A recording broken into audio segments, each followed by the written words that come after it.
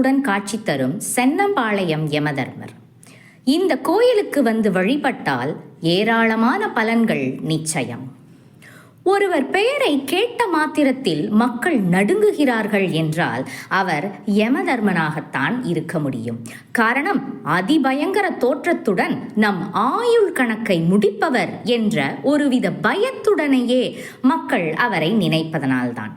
ஆனால் ஆதியில் காந்த கண்களும் எடுப்பான நாசியும் செம்பவள உதடுகளும் முத்துக்கள் போன்ற பற்களும் செந்நிற மேனியும் கொண்டு தேவலோக பெண்களையே மயக்கும் பேரழகு பெற்றிருந்தார் யமதர்மன் என்றும், சில நேரங்களில் அவர் அழகில் மயங்கிய தேவலோக பெண்கள் வீசும் காதல் வலையில் அவர் சிக்கி தவிக்க நேர்ந்தது என்றும் கூறப்படுகிறது. பூமியில் பிறந்த ஒவ்வொரு உயிரும் என்றாவது ஒரு நாள் இறந்துதான் ஆக வேண்டும் என்பது வாழ்க்கை நியதி. ஆனால் காதல் உணர்வால் யமதர்மன் தன் கடமையை சரிவரச் செய்யாததால் பூமியில் இறப்புகள் இன்றி பாரம் கூடியது. கைலாயம் வந்த யமதர்மனிடம் இது குறித்து கைலைநாதன் விளக்கம் கேட்டார். என் அழகு அப்படி, தேவலோக பெண்களுக்கே என் மீது ஈர்ப்பு இருக்கு, என்ன செய்ய என்றான் யமதர்மன் சற்று வெட்கத்துடன். அதிர்ந்த அரணார், யமதர்மா, அதோ அங்கே இருக்கும் தடாகத்தில் உன் முகத்தை பார் என்றார். விரைந்து சென்று பார்த்தவன் வீலென்று அலறினான். காரணம், கரிய நிறம், தலையில் கொம்புகள், கோரை பற்கள், அகண்ட மீசை, சிவந்த கண்களுடன் அவன் உருவம் மாறியிருந்தது. இந்த சம்பவத்திற்கு பின்னர் அவர் பயங்கர தோற்றத்துடன் காட்சியளிக்கத் தொடங்கினார். இந்நிலையில் இழந்த அழகை மீண்டும் பெற பூலோகம் வந்து தென் திசை நோக்கி பயணித்தார். வழியில் அழகான மலை அவரை கவர்ந்தது. அதன் அடிவாரத்தில் அமர்ந்து திருமாலை நினைத்து தவத்தில் மூழ்கினார். அவருடைய தவத்தை மெச்சி காட்சியளித்த அனந்தன், வருந்தாதே யமதர்மா, உன் தோற்றம் பயத்துடன் பக்தியை ஏற்படுத்தினாலும் பூலோகத்தில் உன்னை வழிபடுபவர்களுக்கு சகல நற்பேறுகளும் கிடைக்கச் செய்யும் என கூறி ஆசி வழங்கியதாக புராணங்கள் தெரிவிக்கின்றன. யமனும் சனியும் சூரியனின் புத்திரர்கள் ஆவர்.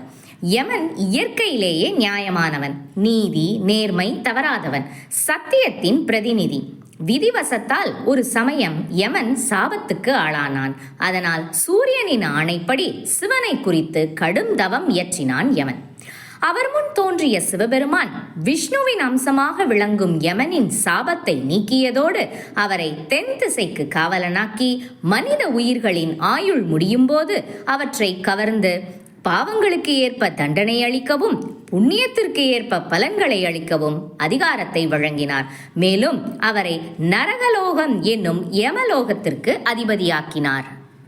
நீதிமானான யமதர்மனுக்கு சில கோயில்களில் தனி சன்னதி இருக்கிறது. அபூர்வமாக சில இடங்களில் அவருக்கு தனி கோயில்களும் அமைந்துள்ளன. அந்த வகையில் கோவை சிறுமுகை அருகில் உள்ள சென்னம்பாளையத்தில் யமதர்மனுக்கு கோயில் ஒன்று அமைந்துள்ளது. இந்த கோயில் உருவானது குறித்து சொல்கிறார் நிர்வாகி கந்தசாமி அவர்கள்.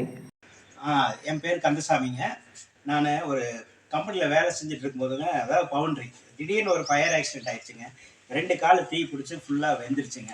அந்த டைமில் என்னை ஹாஸ்பிட்டலில் சேர்த்துருக்கும் போது என்ன எல்லாம் ஒரு முடியாத கண்டிஷனில் ஒரு 2 நாள் இருக்கும்போது ஒரு 2 நாள் ஐசியூவில் இருந்திருக்கான்றது. திடீர்னு எனக்கு அதாவது யமதர்மர் வந்து என் காலை பிடிச்சி இழுத்துட்டு போகிறாருங்க. அப்படி இந்த இடது காலை பிடிச்சி தர இழுத்துட்டு போகிறார்.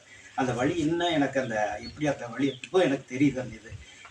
அப்புறம் அவர் கெஞ்சிற, நான் ஒரு 10 வருஷமாக விட்டுருங்க, என் பொண்ணால் சின்ன பொண்ணாக இருக்கிறா, படித்து பிடிக்கணும், அது வரைக்கார நான் என்னுடைய கடமை செய்யணும், அது வரைக்கார நீங்கள் விட்டுருங்க அப்படின்னாலும் அவர் விடுற மாதிரியே தெரியலிங்க. ரொம்ப இழுத்துட்டே போயிட்டுருக்காரு.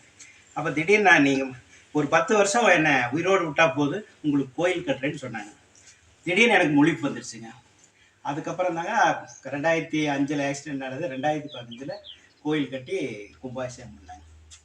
கருவறையில் எருமை வாகனத்துடன் எழுந்தருளியுள்ளார் யமதர்மன். வழக்கமான தோற்றத்தில் இல்லாமல் சிரித்த முகத்துடன் அவர் காட்சி தருவது சிறப்பாகும். பயமின்றி அவரை வழிபட்டு பலன் பெற்று செல்கிறார்கள் பக்தர்கள்.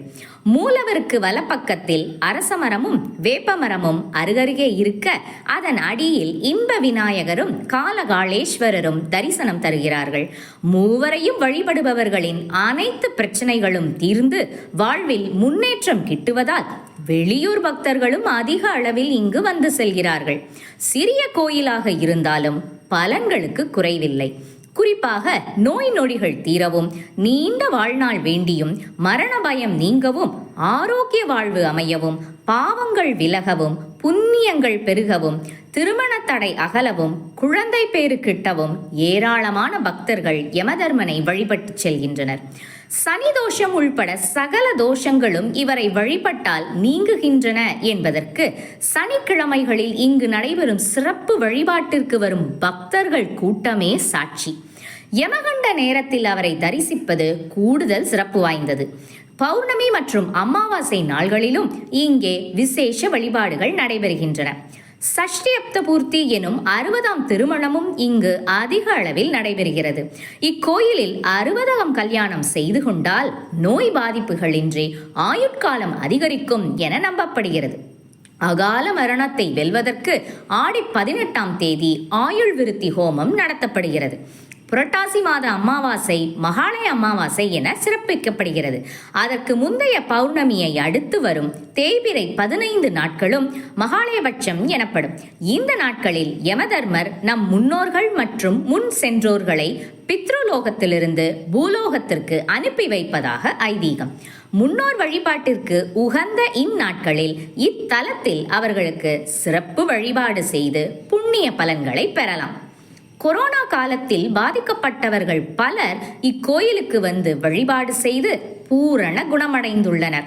அதில் மரணத்தின் பிடிக்கே சென்று மீண்டு வந்தவர்களும் உண்டு. அக்காலகட்டத்தில் சென்னம்பாளையம் யமதர்மனை வழிபட்டு நலமான காந்திமதி என்ற பெண்மணி கூறும்போது, வணக்கம், என்னுடைய பேர் காந்திமதி. எனக்கு கொரோனா காலத்தில் கொரோனா வந்துருச்சுங்க. ரொம்ப கஷ்டப்பட்டு மருத்துவம் எடுத்து வந்திருக்கிறேன். கிட்டத்தட்ட 25 லட்ச ரூபா செலவு பண்ணியிருப்பேன். அப்போ எல்லாருமே யமதர்மர்கிட்ட வேணுனாங்க, நானும் வேணுனேன். சாமி எனக்கு ஆயுட்காலம் கொடு சாமிப்பேன்னு. அந்த ஆண்டவன் என்னை மீட்டு மருத்துவம் எடுத்து கொடுத்துக்கிறாரு. அதனால இந்த யமதர்மர் கோயிலுக்கு நான் சனிக்கிழமையான வருவேன். இடையிலும் எப்போ டைம் கிடைக்குது அப்போல்லாம் வந்துட்டு போவேன். எனக்கு மறு ஆயுள் கொடுத்துக்கிறாரு. அதனால அந்த ஆண்டவங்கிட்ட எல்லாரும் வேண்டிக்குங்க. வாழ்க வளமுடன். இவ்வளவு சிறப்பு வாய்ந்த யமதர்மராஜாவை தரிசிக்க நீங்களும் ஒரு முறை குடும்பத்துடன் சென்னம்பாளையம் சென்று வரலாமே. சென்னம்பாளையம் யமதர்மர் கோயில் எங்கு உள்ளது?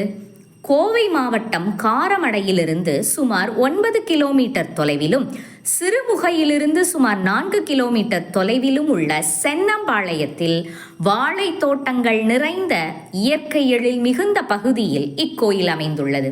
பேருந்து வசதியும் உள்ளது. ஆட்டோ கார் மூலமும் ஆலயத்தை சென்றடையலாம்.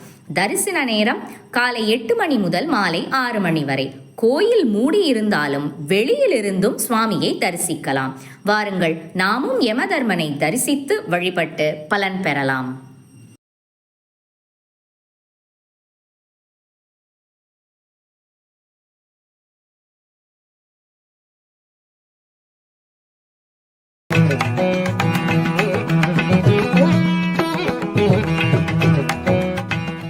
இந்த வீடியோ உங்களுக்கு பிடிச்சிருந்தா லைக் பண்ணுங்க, ஷேர் பண்ணுங்க, கமெண்ட் பண்ணுங்க, மறக்காம சப்ஸ்கிரைப் பண்ணிடுங்க. அந்த பெல் பட்டனையும் கிளிக் பண்ணுங்க.